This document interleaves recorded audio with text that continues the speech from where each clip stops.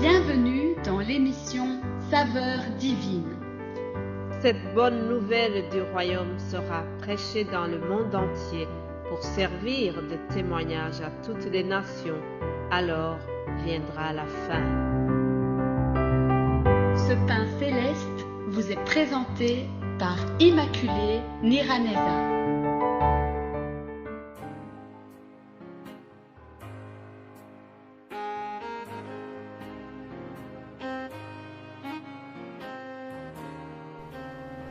Bienvenue très chers amis à l'écoute de l'émission Saveurs divines.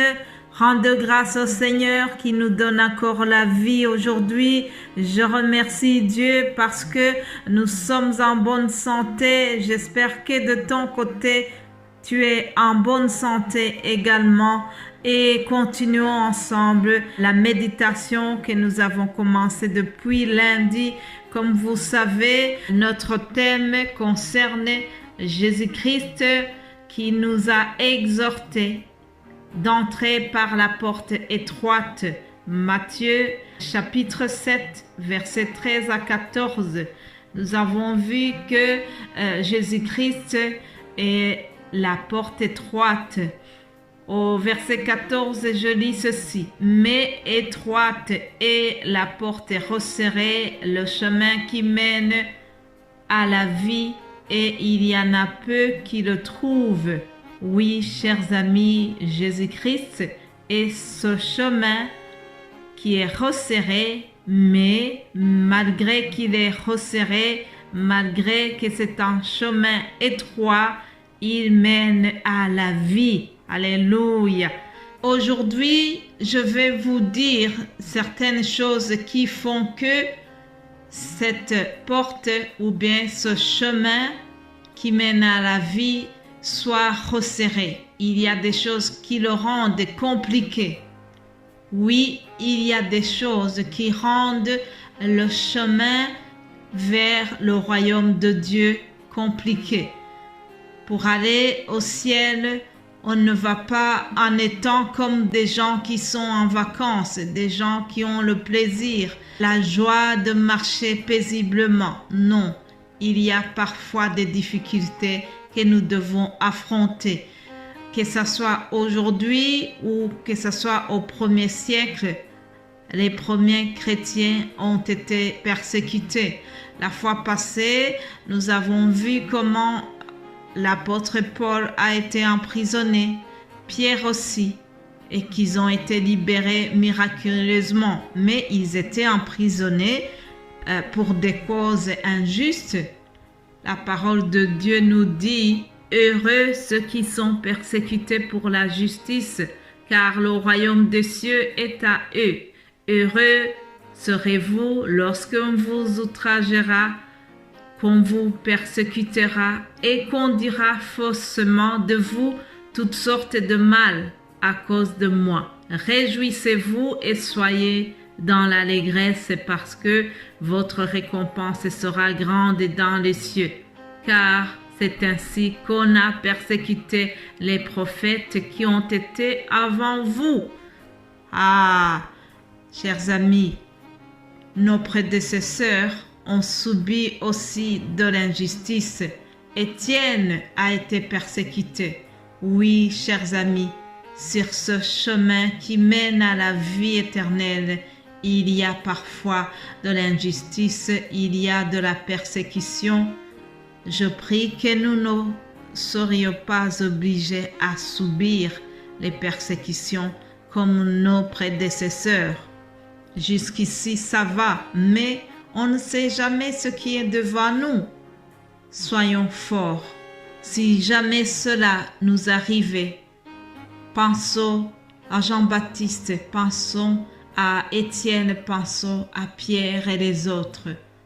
Et surtout, n'oubliez pas que depuis le temps de Jean-Baptiste jusqu'à présent, le royaume des cieux est forcé et ce sont les violents qui s'en emparent. Alléluia. Si nous voulons nous emparer du royaume de Dieu, si nous voulons rester sur ce chemin étroit qui mène à la vie éternelle, nous devons rester persévérants. nous devons accepter de souffrir si nécessaire. Chers amis, Jésus-Christ est un chemin étroit, un chemin resserré, mais il conduit à la vie éternelle. Pourquoi est-ce qu'il est resserré? Parce qu'il y a une discipline à suivre sur ce chemin. On ne marche pas comme on veut. Il y a un règlement à suivre. Alors, dans ces règlements, nous voyons celui-ci. Tu aimeras ton prochain comme toi-même. Ah oui, on a tendance à haïr nos ennemis. Mais Jésus nous dit, aimez vos ennemis. Bénissez ceux qui vous maudissent. Faites du bien à ceux qui vous haïssent. Et priez pour ceux qui vous maltraitent et qui vous persécutent. Voilà ce qui rend le chemin si difficile. C'est une discipline pareille.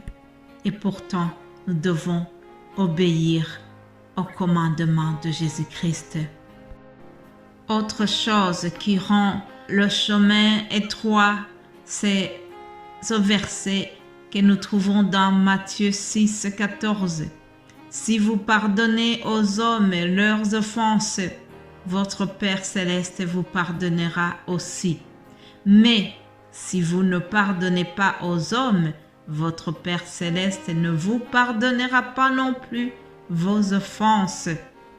Mes bien-aimés de Dieu, savez-vous que Dieu nous demande de pardonner même à ceux qui ne nous ont pas demandé pardon? Ah oui, c'est très difficile de voir quelqu'un qui t'a offensé.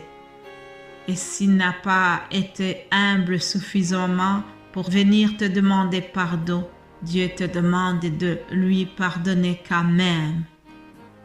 Voilà ce qui rend le chemin compliqué. Et pourtant, ce chemin mène à la vie éternelle. Mon frère, ma sœur, Jésus-Christ est le chemin qui mène à la vie éternelle. Mais parfois, sur ce chemin, il nous arrive de traverser des zones qui sont sombres, des zones où tu ne vois pas clair. Mais Jésus-Christ te recommande une chose. Tu dois rester une lumière pour les autres, une lumière pour faciliter la vie des autres. Voilà ce que tu dois être sur ce chemin. Jésus-Christ nous a dit que votre lumière luise ainsi devant les hommes, afin qu'ils voient vos bonnes œuvres et qu'ils glorifient votre Père qui est dans les cieux. Mon frère, ma sœur qui vient d'écouter ce message, pour rester sur ce chemin, il faut garder nos lumières, il faut garder nos lampes allumées. Soyons comme les 5 filles sages. Alléluia. Que Dieu vous bénisse abondamment.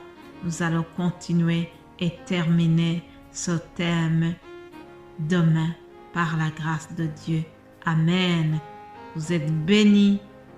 Passez une excellente journée et surtout, si vous avez été édifiés par ce que je viens de partager, n'oubliez pas de le transmettre aux autres pour que tous ensemble nous soyons édifiés et que tous ensemble nous puissions rester sur ce chemin étroit qui mène à la vie éternelle. Amen.